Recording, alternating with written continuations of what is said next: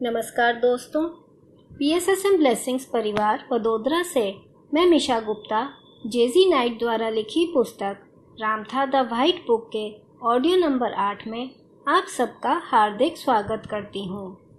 Friends, पिछली कड़ी में हमने देखा कि रामथा ने अपने विचारों द्वारा यात्रा करना सीख लिया है और इस प्रकार वे अपने शत्रुओं पर बिना युद्ध करे विजय प्राप्त करने लगे।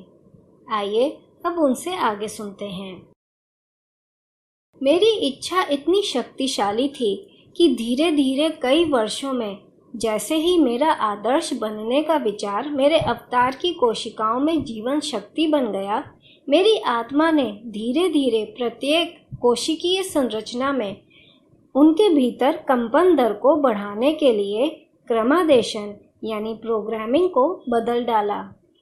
मैं जीवन के साथ जितना अधिक शांतिपूर्ण होता गया, उतनी ही अधिक भावनाएं मेरे संपूर्ण शारीरिक व्यवस्था में तब तक व्याप्त रहीं जब तक कि मैं हल्का और हल्का नहीं हो गया।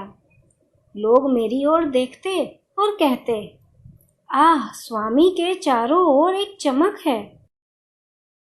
ऐसा इसलिए था क्योंकि मेरा शरीर तीव्र गति से कंपन कर रहा था, पदार्थ की गति से प्रकाश की गति में जा रहा था। इसी से मेरे व्यक्तित्व में एक चमक उत्पन्न हुई। समय के साथ चंद्रमा के प्रकाश में मेरा शरीर और भी अधिक फीका पड़ गया।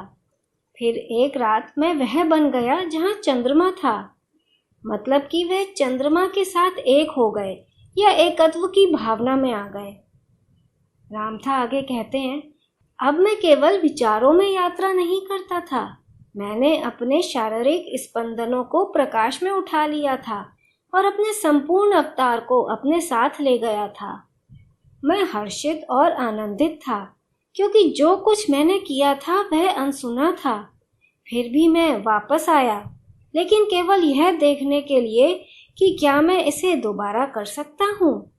और मैंने अपने अंतिम आरोहण से पहले बार 63 बार ऐसा किया। यह एक प्रत्याशा बन गई, जैसा कि एक सांस लेना आपके लिए है।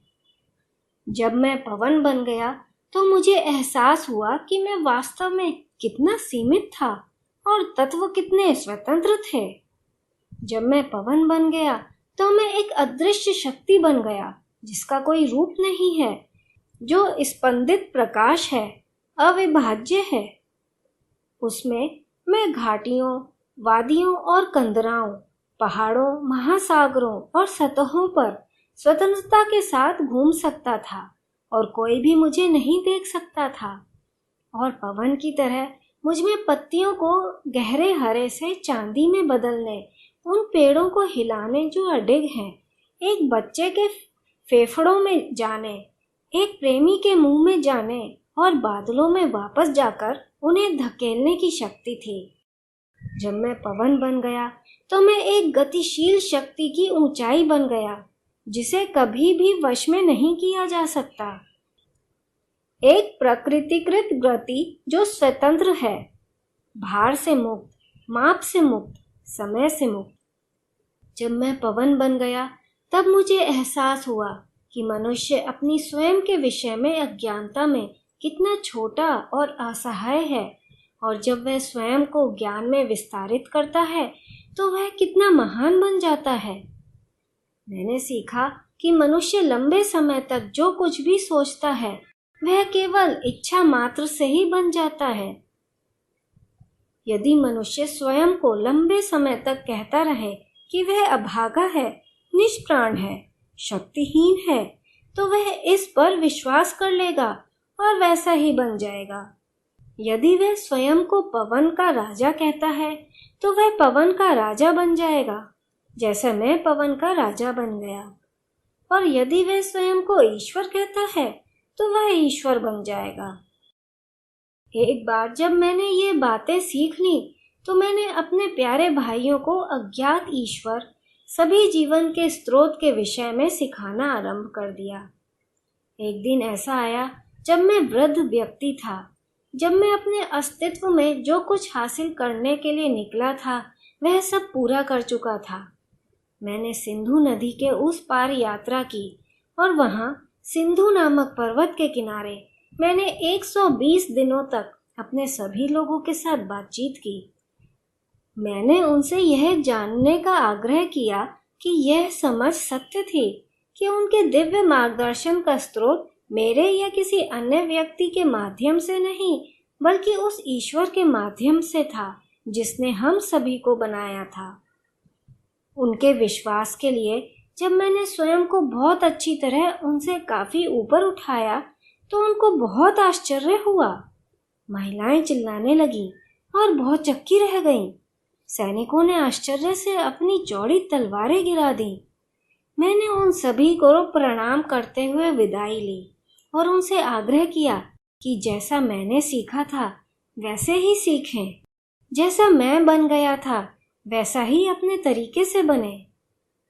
जीवन के उन तत्वों को समझने का तरीका सीखने के माध्यम से जिन्हें मैंने मनुष्य की तुलना में अधिक सशक्त पाया, ऐसे तत्व जिन्हें मैंने मनुष्य की तुलना में अधिक बुद्धिमान पाया, जो मनुष्य के साथ और उसके द्वेष में शांतिपूर्ण सह अस्तित्व में रहते हैं, क्या मैंने अज्ञात ईश्वर की खोज कर ली थी?